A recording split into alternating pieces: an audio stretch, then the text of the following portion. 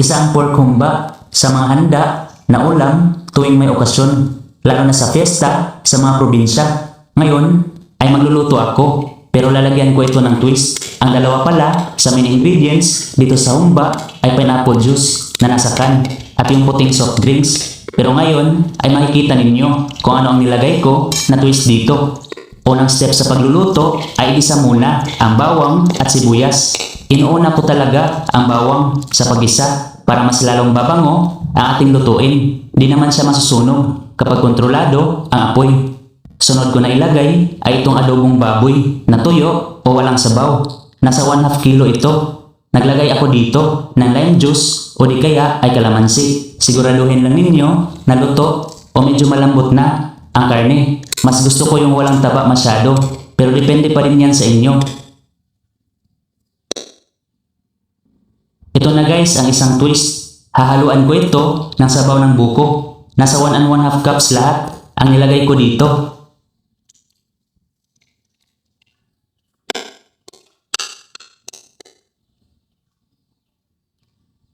Sunod ay lagyan ito ng soy sauce. Estimated ay nasa 3 kutsara.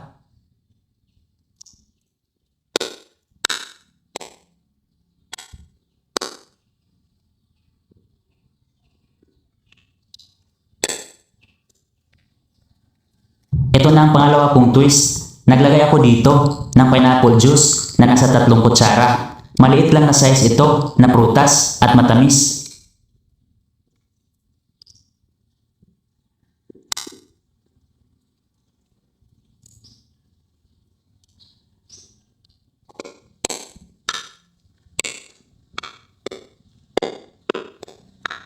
Pagkatapos na mahalo ay tatakpan muna ito at palambutin pa ang karne.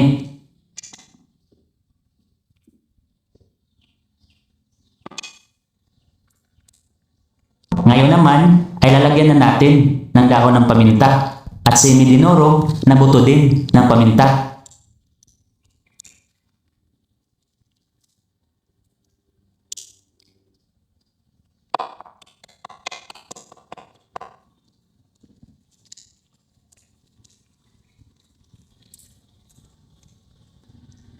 Naglagay din ako dito ng black beans na nasa 100 grams ang small pack. Siguraduhin lang ninyo na nahugasan ng mabuti kasi maalat ito.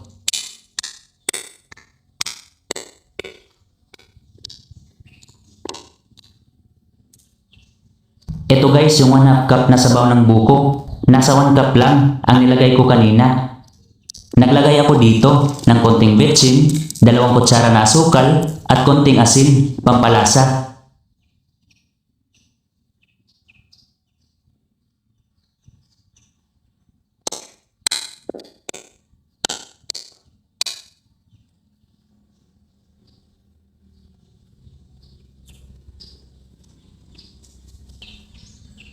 Ang huling sangkap ay itong banana blossoms o bulaklak ng saging.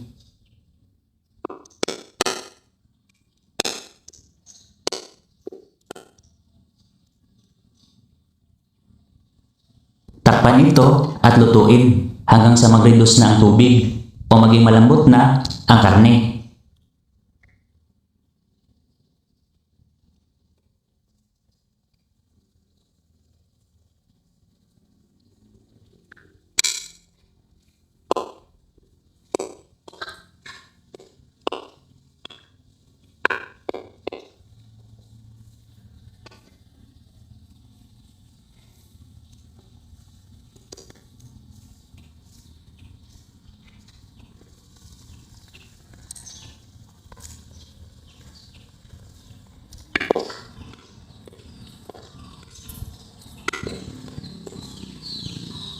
So ito guys ay okay na.